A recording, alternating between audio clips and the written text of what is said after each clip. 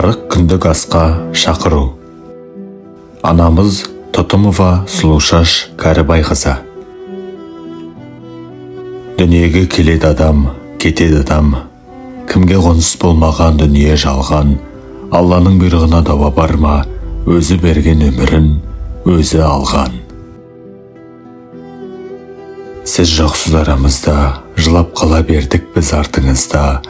Орнын қалда ой сұрап асыл анам, не қыларсың, не істерсің бұл тағдырға.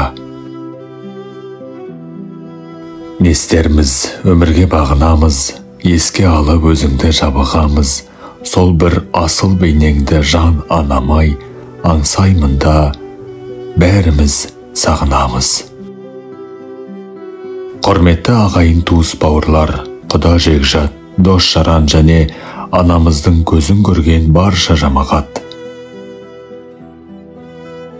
Сіздерді 3 қараша 2024 жылы сағат 11:00-де өтетін анамыз Тұтымова Сұлушаш Кәрібайқызының рухына бағышталған 40 күндік асына шақырамыз.